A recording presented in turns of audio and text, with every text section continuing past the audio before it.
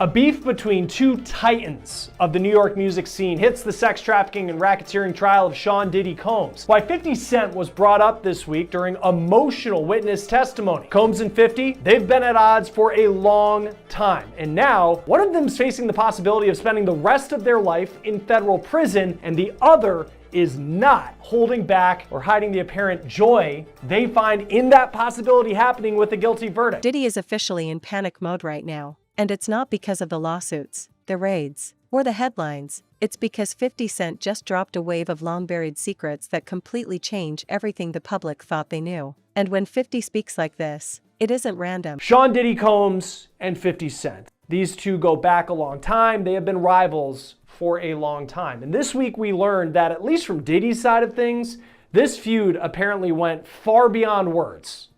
50 Cent's name came up during the testimony this week of Capricorn Clark. She is a former assistant of Sean Combs who went on to become the head of marketing for his Sean John clothing brand. Clark rose successfully and professionally through the ranks of Diddy's world during her time working for him, which stretched between 2004 to 2018, so she saw a lot. Clark claimed that Diddy would threaten her, and she says he even kidnapped her in 2011. All of this matters as we build up to how 50 Cent kind of factors into what she said on the stand. Now, Capricorn Clark started working for Bad Boy after she worked for Death Row Records.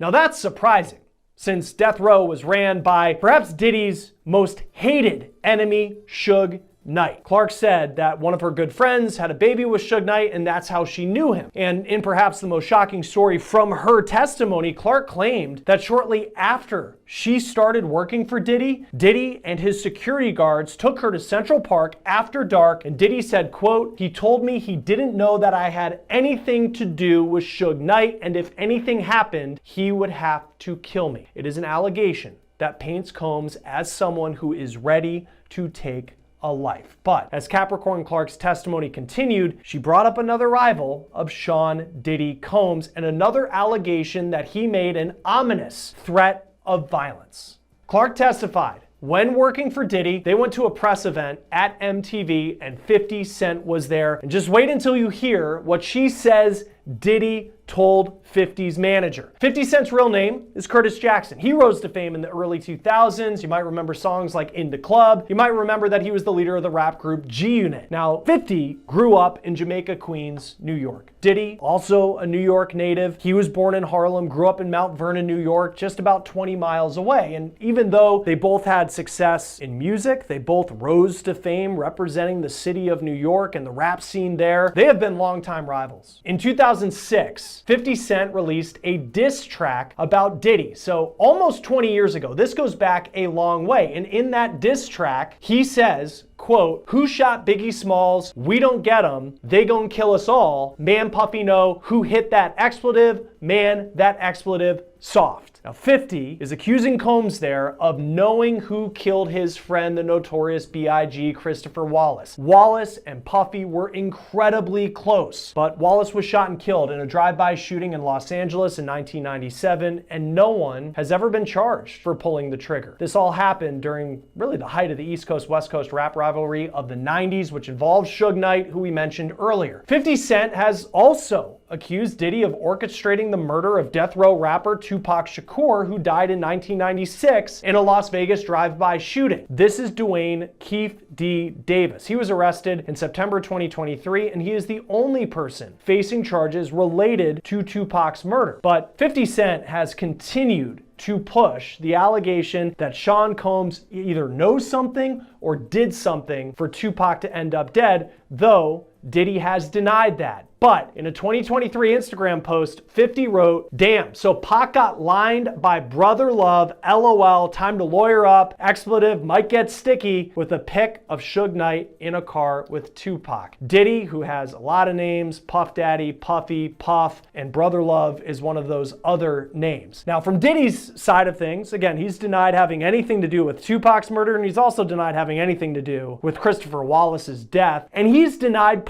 It isn't trolling, and it damn sure isn't accidental. This is calculated, this is personal, and this is the moment Diddy has always feared. Because 50 isn't exposing rumors. He's exposing history. History that Hollywood worked overtime to bury. History that connects Diddy to things far darker than anyone outside the inner circle ever understood. And now that everything is crashing down, 50 is basically saying, I warned y'all, you just weren't listening.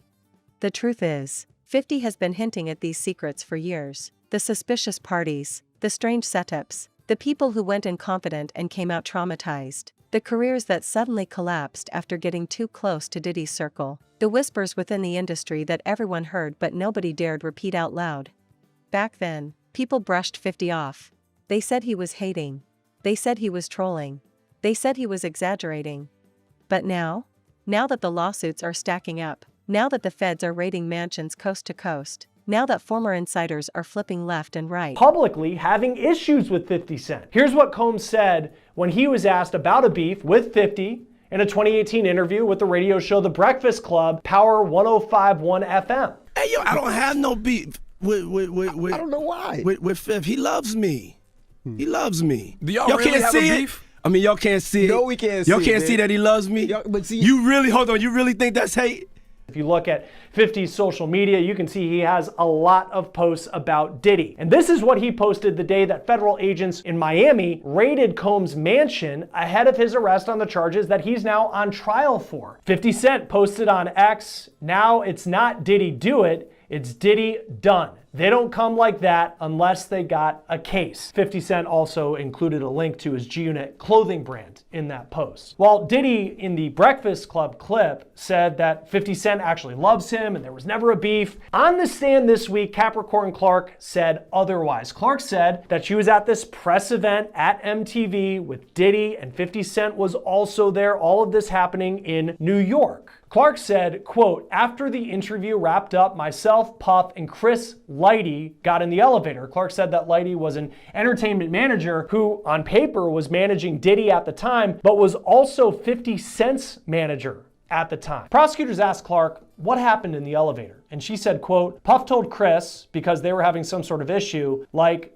I really don't like all the back and forth. I don't do that. I like guns. The prosecutor then asked, what's the issue with an individual? And Clark responded, he had an issue with 50 Cent. She said Combs was very serious when he said that. In this case, it has become common to hear testimony from witnesses about alleged threats by Diddy. In fact, several witnesses have said that Diddy regularly threatened to fire people, to beat people, like his former girlfriend Cassie Ventura, and in this case, making a threat involving firearms to settle a dispute per the testimony of someone who was one of his closest associates for more than a decade. Invoking gun violence and some sort of veiled threat, that could be scary for some, but apparently not 50 Cent. On Instagram, 50 posted right after his name came up in the courtroom, quote, cut, wait a minute. Puffy's got a gun? I can't believe this. I don't feel safe, with a picture that looked like an AI image of 50 Cent on a movie set looking serious. And he wasn't done. Shortly after that, he posted another AI image on Instagram of him in a Yankees hat with a very scared look on his face with the caption, oh my goodness, itty bitty Diddy wants me dead. I have to lay low. Sad face emoji. I think I'm gonna hide out at the playoff game tonight, LOL. Then the next day he posted what he did that night. He went to the NBA playoff game between the New York Knicks and the Indiana Pacers in Indiana. And you can see him here in a picture on the floor in a shirt that reads, quote, Free Diddy, playing into the trolling that 50 Cent has done to Sean Combs over the years, even before Combs was ever accused of what he is on trial for. Now, Combs' trial is expected to last another month at least. He's charged with racketeering, sex trafficking by force, and transportation to engage in prostitution. He has pleaded not guilty. Join us now to talk more about the trial of Sean Diddy Combs and everything that's going on inside the courtroom is Afi Patterson, civil and criminal defense attorney. Thanks for taking the time to be with us. We're focusing on what was a minor moment in the grand scheme of everything we heard in the trial this week, but there's this anecdote that Capricorn Clark told about what related to 50 Cent, but what Diddy allegedly told 50 Cent's manager at MTV during her time of work. Suddenly everyone is realizing that 50 wasn't talking trash, he was giving warnings. And the secret he just dropped? That's the one that's making Diddy unravel behind the scenes. 50 said straight up that Diddy built his world on controlled chaos, meaning, He created environments where nothing was off limits, nothing was normal, and nothing was innocent. And the people who got invited didn't even realize they were stepping into something that could destroy their entire life. According to 50, those events weren't just parties, they were traps, they were tests, they were ways for Diddy to collect leverage over the biggest names in the industry. And that's the secret Hollywood never wanted the public to hear. Because it explains everything. Why so many celebrities quietly distanced themselves. Why people left the industry and disappeared. Why some artists never talked about their experiences again. They weren't moving on, they were protecting themselves. 50 said he saw this pattern years ago, and he said Diddy used it to control people, producers. Working for Diddy. What did you make of that? Sean Combs saying, I don't like the back and forth, but I like guns. I think it goes to the overall case. They've been saying that Diddy was a dangerous guy. If he made a threat, he could back it up. And I do recall reading that she said that his demeanor was very, very serious. And knowing knowing his history, his violent history, knowing about the beef between Biggie and Tupac, I think that it probably frightened her. And I think that just again, her knowing about his violence, his propensity for violence, his behavior with her, his behavior with Cassie, his behavior with other employees, he's just continually reinforcing that violence. So I think it was a really good moment for the government.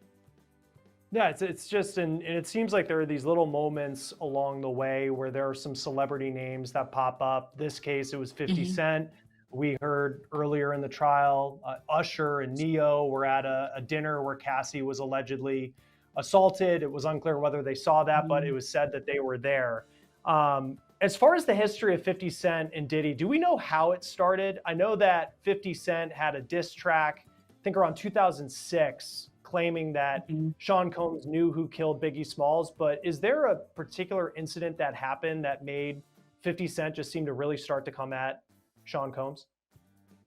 I don't know what's ground zero for them. I've seen, interviews that 50 has given saying that it's all business with them. I know they both have alcohol lines, and I know, they're both from New York. I think 50 is maybe from Queens and Diddy is from Harlem. I don't know what their ground zero is, but I know that since this all came out, 50 has not stopped. He's been taunting Diddy online. You, of course, know about the documentary.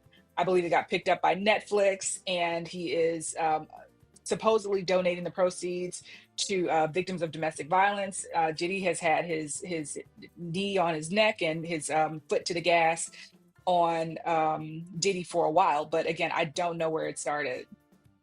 Yeah, I mean, 50 Cent, for many people, if it was ever, there was an anecdote that came out that someone had said, oh, I like guns when talking about it back and forth, it might scare you.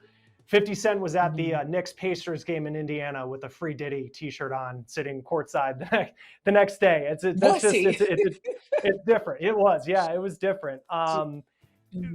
I look back, and we aired a bit kind of leading into this interview, a clip from The Breakfast Club. It was 2018, and Diddy was on the show, and they asked about the issues that he had with 50 Cent. And he said, there's no issues. I love him. He loves me. He was kind of joking about it. And then you hear these stories that come out, whether it's this one specifically about 50 Cent or just in general, the picture that's being painted by the government in this trial. For you, has kind of the image of Sean Combs and who you thought he was, has it changed during the course of what we've seen over the last couple of weeks? Certainly over the course of what we've seen, but I think I've seen an interview where 50 said, if you want to go nowhere, go to Diddy. If you're ready for your career to die, go to Diddy. It's long been rumored that Diddy didn't necessarily treat his artists properly, and if you look through his roster of artists, you'll see a lot of individuals whose careers probably started off really, really well, but they ended up with no money. That's long been the rumor. There've been rumors of abuse by Diddy toward Cassie and toward Kim, and some artists, executives, even people more powerful than him. And once you had something on them, they'd never speak against you, ever. That's how Diddy maintained his position for decades. Not through music, not through business, through secrets. But now those secrets are unraveling faster than Diddy can cover them up. And 50 is making it worse by the minute. The craziest part? 50 said he has names. He has stories. He has details that would shake the industry to the core if he actually puts them out. And he's not saying it like a threat. He's saying it like a man who's tired of watching people pretend they didn't know. That's why Diddy is panicking. Because for the first time ever, 50 Cent isn't laughing. He's not trolling. He's speaking with that cold seriousness he only uses when he's about to drop something explosive. You can feel the fear from Diddy's side. He's cutting off people. He's avoiding calls. He's acting defensive with everyone around him.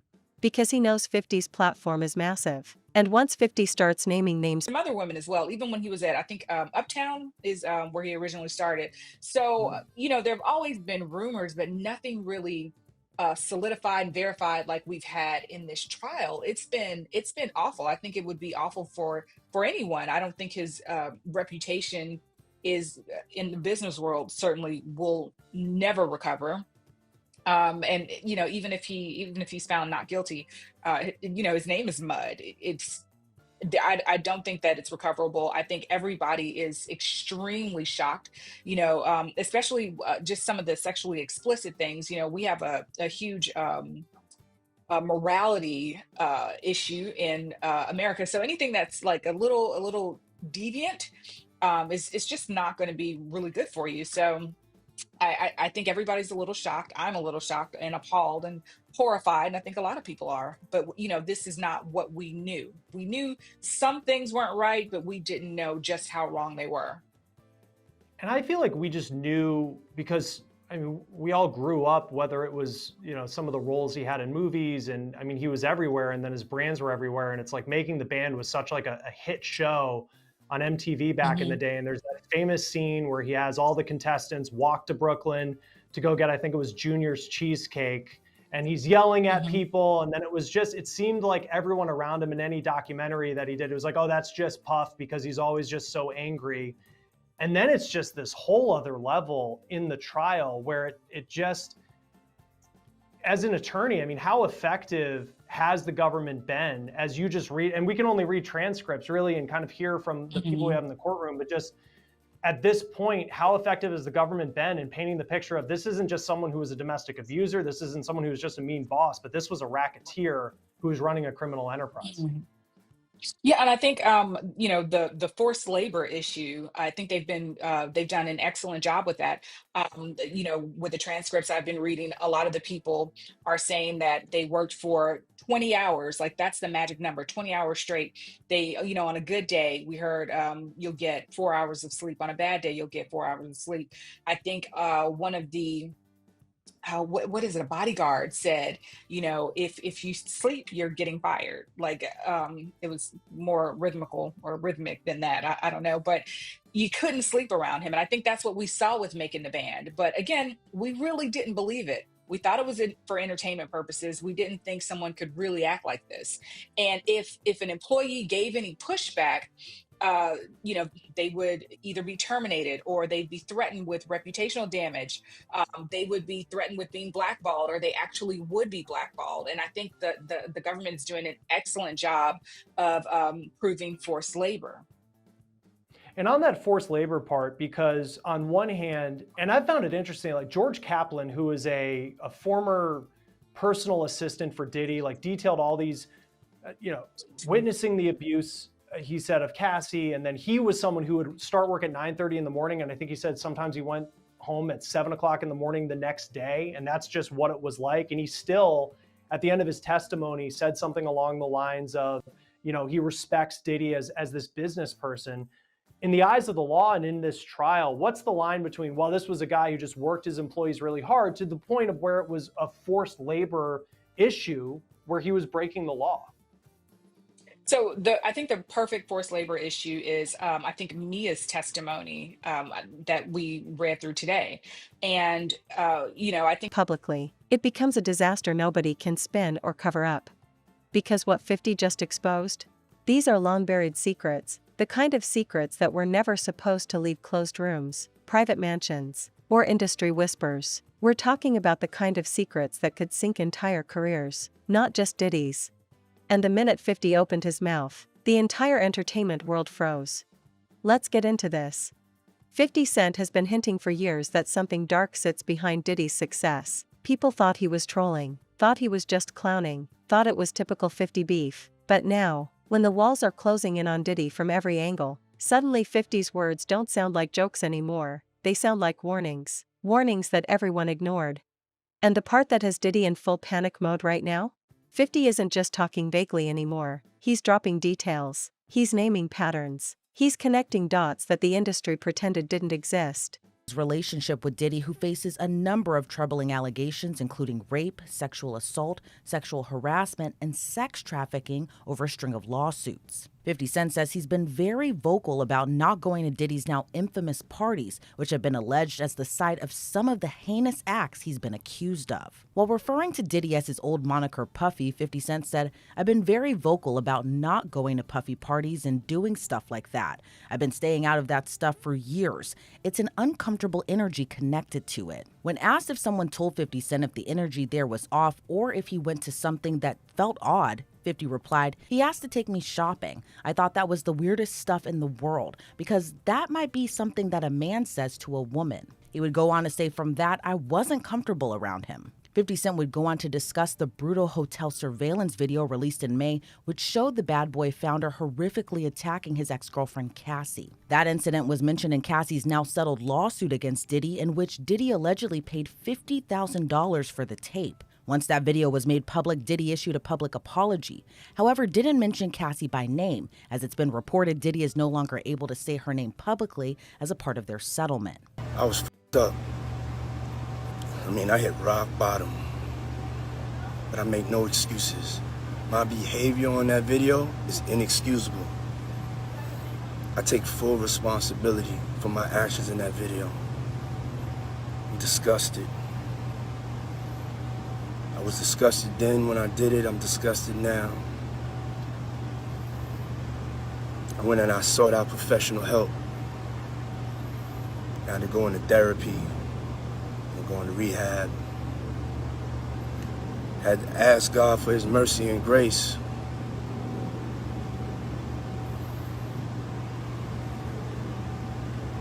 I'm so sorry. But I'm committed to be a better man each and every day. I'm not asking for forgiveness. I'm truly sorry. The video was published to Diddy's Instagram, but has since been scrubbed from his page. Diddy's rival 50 Cent had choice words about the brutal video, saying first he denied that even happened, and then the tape comes out, so that means everything that N-word says is a lie. When someone watches that, if they have a daughter and they can imagine her being under those circumstances, that stuff is crazy. Like they let him get away with it. With all the influence and power you have, the person you're with is supposed to be a part of your life, not be forced. 50 Cent has long touted his plans to make a docuseries about his longtime rival. When asked what made 50 want to produce the series, he replied in part, "I'm the only one from hip-hop culture that's produced quality projects." 50 Cent and Diddy have collaborated on a few songs together, and when 50 was an unsigned rapper more than 20 years ago, he used to ghostwrite for the Bad Boy founder. But 50 Cent made it clear the two just worked together. He replied in part, "I wouldn't call it a friendship because there would be disappointment between us if we didn't speak to each other. There's points that we work together." 50 Cent would go on to credit Jennifer Lopez, Diddy's ex-girlfriend, who 50 Cent said told Diddy he would work with him as a songwriter in the beginning of his career. 50 Cent said this occurred when he was getting back to work after being shot several times in May of 2000. He would recall, though, one time when Diddy called and 50's oldest son's mother answered the phone and 50 refused to talk to Diddy. 50 would go on to say he didn't want to answer the phone because he didn't want to ever party or hang out with him. He replied, "Puff is a business person. When people call him a producer, I see people that were taken advantage of who produce things that he took from them." He said straight up that for decades, Diddy used secret leverage built at private events, late-night meetings, and those infamous parties everyone in the industry has heard rumors about but nobody ever wanted to confirm. According to 50, those events weren't parties at all, they were setups. Setups designed to catch people slipping. Setups designed to create control. 50 said he's seen it firsthand. He watched people walk into those rooms one way and come out another. He watched careers magically skyrocket after certain encounters. and mysteriously collapse when they refuse to play along. That alone has Diddy losing sleep. But what 50 said next? That's what really has Diddy panicking. 50 said, everything that's happening to him right now, he earned it, and y'all haven't heard even half of it. Let that sink in. If 50 is saying we haven't heard even half, that means the lawsuits, the claims, the raids, the leaked footage, the testimonies, all of that might just be the tip of the iceberg, because 50 isn't an outsider. But she reportedly has a great relationship with 50 Cent as well. When asked if Mary J. Blige reached out to 50, he responded, no. You know what? Mary never reached out to tell me not to F up Puffy because she knows he does that stuff. As Diddy and 50 Cent have long been in the rap game, they share another commonality, and that's 50 Cent's ex-girlfriend and the mother of his youngest son, Daphne Joy Navarez. The actress and OnlyFans model was named in Rodney Jones' suit against Diddy as she was referenced to as an alleged sex worker of Diddy's that also gets paid a monthly stipend. She has denied those allegations in a post made to social media, writing, "I am deeply hurt by the lies in Rodney Jones' lawsuit. The claim that I'm a sex worker is 100% false and character assassination. I am retaining an attorney to explore all legal remedies against both Rodney and his attorney." 50 Cent seemingly poked fun at the allegation of the mother of his son being an alleged sex worker. In a post made to his social media page, 50 wrote a caption, "I didn't know you was a sex worker, you little sex worker, LOL." But this would prompt Daphne Joy to respond to her ex again on social media, but this time would accuse 50 directly of rape and being abusive during their relationship. She would write in part, "Everything is a joke to you until our safety is compromised, which is happening now. You are wreaking real havoc, frenzy, and chaos onto people's lives. How would you feel if Sire was the one in handcuffs? For nothing. Let's put the real focus on your true evil actions of raping me and physically abusing me. You are no longer my oppressor, and my God will handle you from this point on. You have permanently damaged the last hope I had for you as a father to preserve our family with these last and final false claims made against me. You have broken our hearts for the last and final time." Those allegations against 50 Cent would prompt him to fire back against his ex Daphne Joy and sue her for defamation. In his suit, 50 Cent said those allegations were unequivocally false and would claim she made the shocking allegations in retaliation after he moved to take sole custody of their son. Since that suit, Daphne has deleted her Instagram post accusing 50 of rape and physical abuse. 50 Cent was asked by The Hollywood Reporter the latest in the defamation suit. The rapper and television producer said he tiptoes around the Daphne stuff and explained why. He said, "I got a family court case. The allegations that came out, she posted things to her page saying some crazy stuff. But this comes 8 hours after I filed for custody for my son. And she put that up in response to that, and I'm like, ugh. In this climate, you know how quickly they pass judgment.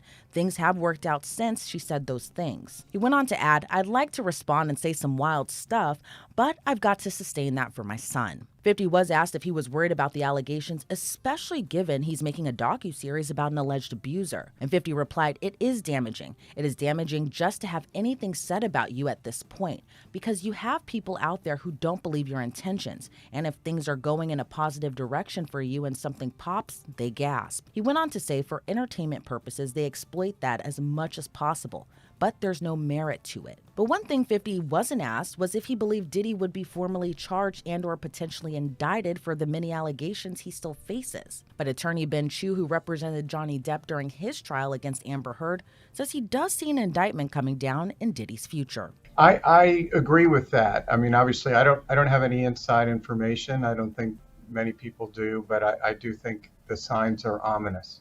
These are very grave matters. As you know, there have been 2 raids on his properties, and that's obviously very ominous signs for him. Although, interestingly, we haven't seen the indictments yet. There's been some time lag.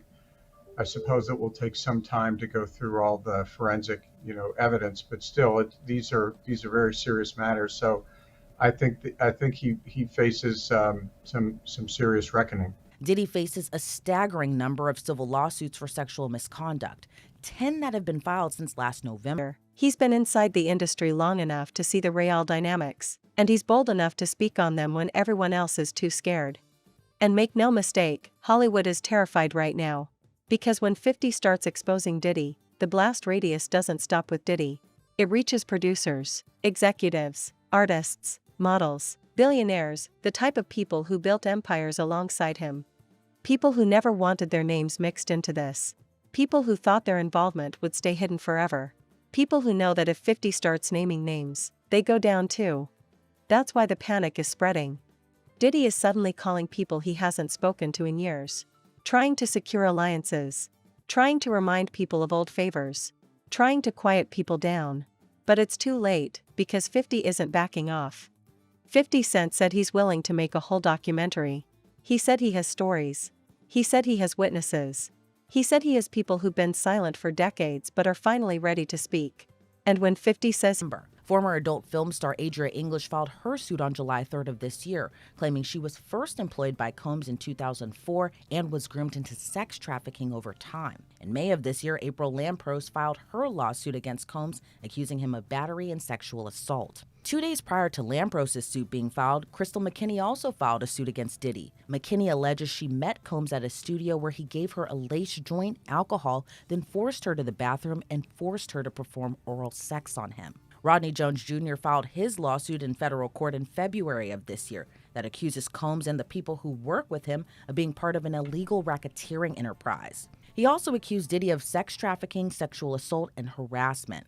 Then there's a suit filed by a woman under the moniker Jane Doe, which was filed in December of 2023. Doe alleges she was gang raped and sex trafficked by Combs and former Bad Boy Records president Harve Pierre when she was just 17 years old and in the 11th grade. Liza Gardner filed her lawsuit against Combs and R&B singer Aaron Hall in November of 2023, alleging the two forced her to have sex with them against her will when she was 16 years old. On the same day Gardner's suit was filed, another suit was filed, this one by Joy Dickerson Neal. She alleges Combs intentionally drugged her, then sexually assaulted her and recorded the assault. And then there's the only lawsuit that has been settled, a mere day after it was filed in federal court, and that's the federal lawsuit filed by Diddy's ex-girlfriend, singer and actress Cassandra Ventura, aka Cassie. In Cassie's now settled lawsuit against her ex, she accused Diddy of sexual assault, battery, sex trafficking, and requiring her to engage in forced sexual acts. Since the ongoing suits, Diddy has appeared to be living his life. He's been pictured biking around South Beach, getting onto his lavish private jet, and even whitewater rafting. But for his accusers, it hasn't been sitting well. After the photos were made public of Diddy seemingly enjoying his summer vacation in Wyoming, Cassie's lawyer Douglas Wigder released a statement to TMZ saying, quote, "I don't think whitewater rafting will prepare him for the choppy waters that lie ahead." Adria English, Diddy's most recent accuser's attorney, also weighed in, saying after seeing defendant Combs whitewater rafting and jetting around on his personal plane, seemingly enjoying his life despite all the atrocities he has caused and has been accused of by countless individuals over decades, Miss English is even more motivated to ensure justice prevails. But attorney Ben Chu explains Diddy's recent appearances might just be a front. Yeah, I mean, I think I think it does show that it's consistent with the image that he's not concerned about this, that he will survive it all. But it's I think within there must be a certain amount of concern. I think whenever you have a video or audio tape, and we've all seen the very disturbing videotape. I mean, it's very hard to watch. I mean, I didn't even watch the whole thing. It was too disturbing. And from an attorney's point of view, as you and I can appreciate and your viewers can appreciate, it's really hard to explain away audio tape. It's almost impossible to explain away videotape. And that's just damning evidence. It almost doesn't matter what you say, because any human being looking at that is going to find that wildly disturbing. And all you can really say, I suppose, if you were the person depicted, is that you just are horrendously sorry about it. And he's going to do something, he does it. That documentary alone could destroy Diddy's entire legacy. The craziest part? 50 doesn't even sound angry. He sounds amused. He sounds like someone who has been waiting for this moment, the moment when the world finally sees what he's been hinting at the whole time. And that's what scares Diddy the most. Because you can fight lawsuits. You can fight PR disasters. You can fight accusations. But you cannot fight someone who knows the truth, isn't afraid of you, and has the platform to expose everything. And the way 50 is talking right now? Diddy knows this is only the beginning. The real secrets, the darkest ones, might still be coming. And once they drop, there won't be any coming back from it. Diddy is panicking for a reason. 50 Cent isn't just exposing him, he's tearing down the entire illusion that protected him for decades. This changes everything. Hollywood is scared too. People are silently distancing themselves. Old photos are disappearing. Connections are being erased. Nobody wants to be standing next to Diddy when the next wave hits. Because they don't know how much 50 is going to reveal. And they don't know if their name is on that list. This isn't Diddy versus the media anymore. This isn't Diddy versus lawsuits. This is Diddy versus the one person he never wanted exposing him, a man with receipts, influence, and zero fear. 50 Cent isn't just hinting anymore. He's dropping long-buried secrets. He's calling people out. He's untangling the web Diddy used to hide behind. And if he really decides to go all the way with it? Diddy's panic right now is nothing compared to what's coming next.